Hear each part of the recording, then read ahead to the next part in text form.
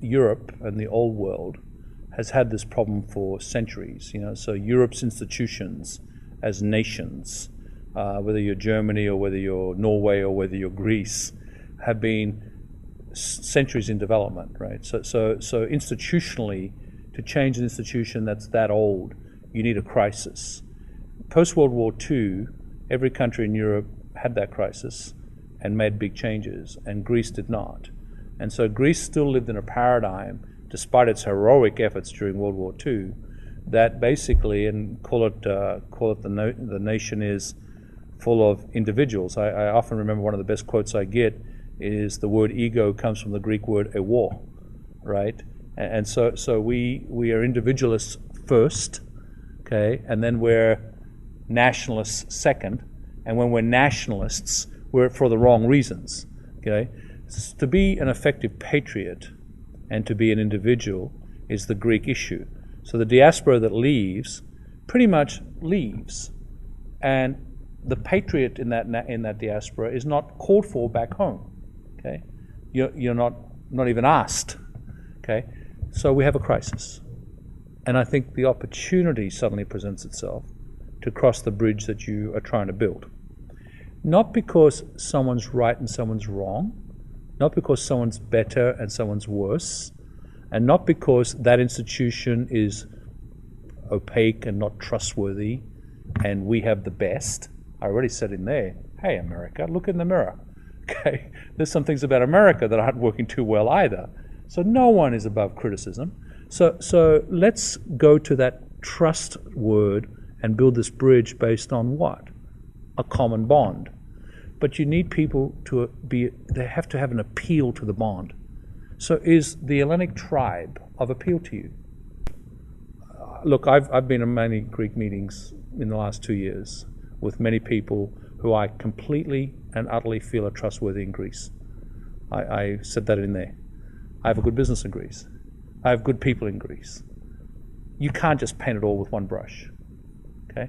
And I know Greeks at the heart of hearts want to do what's right, okay? So I think it's possible. It needs courage, and it needs the creation of this common bond. And frankly, I get quite frustrated, but I don't stop. Those who know me, I actually see a problem as a solution. So I'm going to keep pushing on this one, no matter what your regime over there. We owe it, okay, to what Greece gave us. Someone asked me, is there a plan? Yes. There's a good growth plan available. Do you have a current issue? Yes, you do. And that is the austerity measures have to be sold. So to sell them, you have to give hope, okay? So what's that hope look like, okay? And someone has to put their neck out and say, this is what it could look like if we did this. And frankly, I don't think that's unique to Greece, but it's a crisis that's creating this. And I think you can enlist the diaspora. I've volunteered many times to pull together Australian Greeks and American Greeks. And you're losing people right now, and it's bleeding. The applications to emigrate again are going through the roof. Very soon you'll reach something which is well written about called the tipping point, which all hope will be lost. Maybe some parts of Greece are there already. So I have offered my services. I'll keep offering them, as I said. And I think there's got to be more than just one who believes this. If I feel bothered, then I won't be involved. I mean, I don't owe anything. It's honorable that you want to do that. But it's more than honor. You don't think there is a sense of American businessmen think of others by degree? There is a sense of that. There is a sense of that. There's also a sense that romanticized think they do it for maybe good reasons for them, but it's hard. And to do what has to be done is a support without an ego. I'm not doing this to promote myself, okay? I have no, unless you guys ask me, I don't want to know. I don't want any I don't need the publicity. I get plenty of it as it goes. I'm doing it because I want to do it.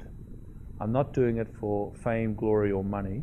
I'm doing it because I have a sense of ownership to the chain that gave me my opportunity. And if you read my story and my grandfather's story in leaving Castellarizon and my mother's story leaving Rhodes, and my sister lives in Rhodes and married to a Rhodian, and they have a young family there, and I see what that family now can't get a job as a mechanical engineer graduate, and music teacher, and they're struggling, and so I have a personal connection. On top of that, I built a home on my grandfather's island because the coastal regions are very tight in Australia, so they keep coming back. So I go back to Greece and I see the pain, and frankly, I think the country shouldn't have just a dependency on people who aren't ethnically Greek. Why should it be the Germans doing what they're doing to help Greece or not? I mean, or for that matter, any other Euro country. Now, they're neighbors and they have a financial reason to do it, but we have more than a financial reason to do it. And I think the plan that we put together a year or two ago that Mr. Papandreou was going to launch included the creation of new sectors, and some of those sectors, whether it be my company or many other companies, could be seed investors for, not the least of them being in alternative energy, the Mediterranean diet, creating an alternative tourist industry. You right now have a low-end industry, so Greece is a natural for a high-end industry. That's 3 examples. And the ones I just mentioned, alternative energy, I'm pretty big in the US and growing it. So yes, we could. There's nothing on a business proposition that would deter me based on how good Greece is. Okay, the fact that it's part of the euro. Okay, it's a question of just talent, and it's a question of government policies. Now, right now, you're losing talent, and you don't have government policies. So when you look at the risk-reward equation of a company, until a government turns up and you know it's going to hang around and give you decent policies, you're worried, like you are in this country, that the next government's going to change everything. So I think stability is what's going to bring business. You won't get stability just in the way it's happening now. I think the coalition government you have and the fact that Mr. Papademos is there is your best chance.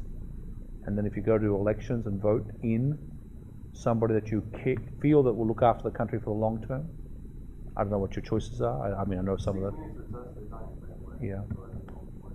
Coalition is probably not going to last.